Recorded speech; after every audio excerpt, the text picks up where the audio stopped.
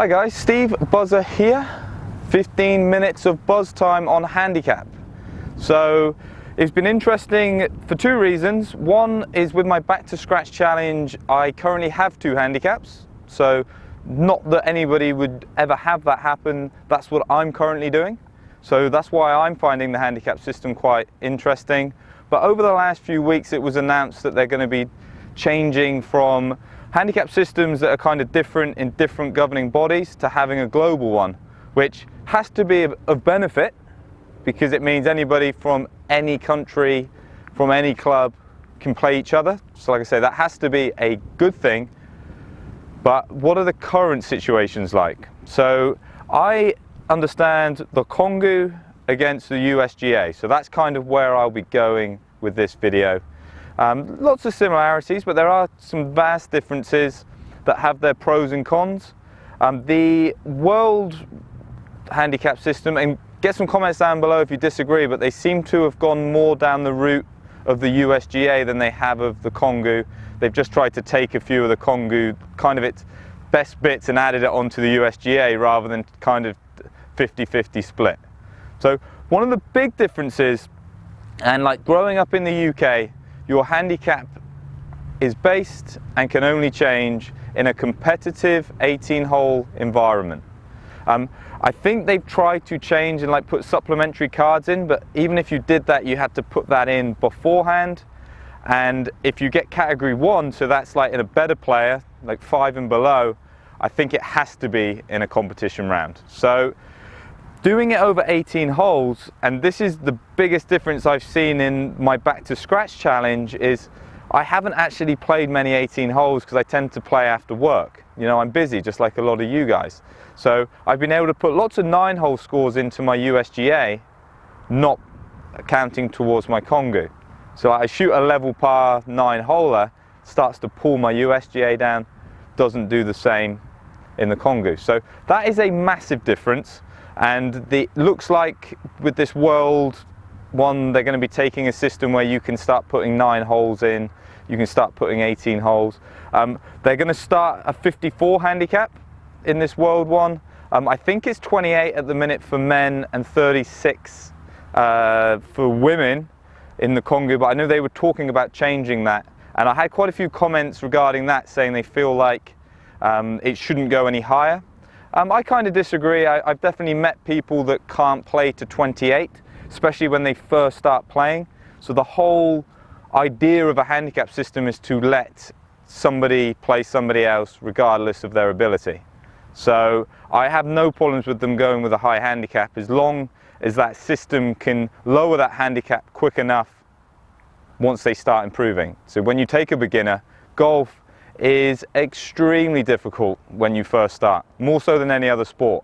But once you start to play a bit more and it starts to kick into gear, you see people that cannot hit at all and then vastly improve. So like I said, no problem with that. The other big difference that I can see is the Kongu, so like the UK handicap system uses CSS, the USGA one uses slope. So I actually like what the slope rating does, whereas it will calculate a change into your handicap for that given day. So like here at the Bonita Bay Club, it allows people to play off different tees and their handicap alters accordingly. So it doesn't just do it off of, you know, oh, this course is a 2-over, so we all have to play from the same tees. Because like my opinion in golf, and to improve enjoyment in golf, is people play off tees that are far too far back. So like if you're playing against your friends, it means you don't even have to agree on a set of tees. So I really like how the slope kind of simplify things before you go out. The thing I don't like about the slope, and it looks like this is what they're taking from the Kongu, the CSS, into this world one, is it doesn't factor in conditions. So like I played the other day in a 5-club wind, you know, it was brutally tough. The slope doesn't factor that in at all. So that is a problem in my opinion. Look, oh, let's hit a shot. I'm losing my straight of thought. Let's hit a shot. Oh yeah, how? There we go.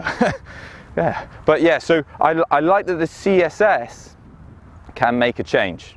Where for the weather conditions. It sounds like that will be the big thing that they're taking from Kongu going into the USGA.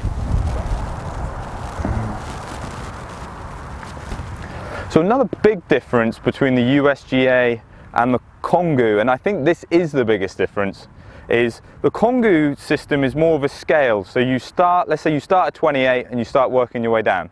So you take my back to scratch, that's exactly what I'm doing. It's the reason I started at 28, because I wanted to start at the top end of the system and see if I could work myself back down to the bottom end or work myself to 0. But it's scalar in nature, so when I start 28 and I shoot 0, I get a massive drop, but it's not going to pull me too close to 0. What I like about the USGA one is it works more on averages. So it takes your last 20, takes the best 10 of that, and then it calculates your handicap. You know, it means you get a handicap that's far more reflective of how you're playing at that given time. I have a friend who lives in Dubai. Hi Max, hope you're watching. So Max, like me, has experienced both handicaps systems. So Max grew up playing on the Kongu and now he has USGA. And one of his biggest comments is he likes how when he's playing well his handicap comes down a lot, so he gets a handicap of like +3, +4, because Max is a very good player. But then he travels and he works a lot, so when he has a few months where he's not playing and he then comes back and plays a few rounds, his handicap tends to go up a bit more. So it's far more volatile, but it's far more reflective of how he's playing. You know, and that's kind of what a handicap system is meant to do. You know, it's meant to be reflective of how you're playing, so then when you play someone else, you know, it's relative. That's not how the Kongu one works. And it can work for and against. You know, like if you've got somebody, like I gave lessons to a guy in Bangkok and I gave him 5 lessons and he was really keen, practiced really hard, so his performance just went crazy good. So all of a sudden he shot like in a stable for like 47 points, which was like 11 under. And I think then he got a cut, but then at the tournament everybody's getting angry with him thinking he had a fake handicap. And then he won the following week. So again, he's getting accused of having a fake handicap. Wasn't the case at all. It's just he improved. He can only change that handicap in competition play. So when he's out and about playing 9 holes, playing 18 holes, you know, trying to see how well he's playing, none of those actually add into his handicap. So I do like how, although the USGA one is more volatile, you can change up or down a lot quicker. I think it can be far more reflective. You know, if you've got somebody that, let's say, has a big injury and loses a load of distance, but they were a 5 handicap, they probably can't hit the ball far enough now to maintain that handicap. Kongu, they have to put in loads of bad scores before they start getting a handicap that is reflective of them. So that seems to be something that will be going into the world one, but that does have its negatives as well. And I think this comes to a lot of the comments that I had on the initial video that I put up, and that is handicap systems do work providing people want to use them correctly. And a lot of people don't, unfortunately. 2 of the main things that I don't like about handicap systems in general is depending on your ability depends on where your handicap should be. Whereas we tend to look at it just as a 28 handicap is bad, a scratch handicap is good. You know, depending on your physical attributes, how much you've played, you know, what other sports you've played. So let's say you are a 50-year-old man that had never played any sport before. When you start golf, your handicap, no matter how hard you work, is probably never going to be at the level of a tour pro. Whereas if you're somebody that played or was lucky enough to play as a child, got all the attributes to play, you might be able to play like a tour pro. Meaning if you have a 5 handicap, that's not actually that good in reflective of what you could do.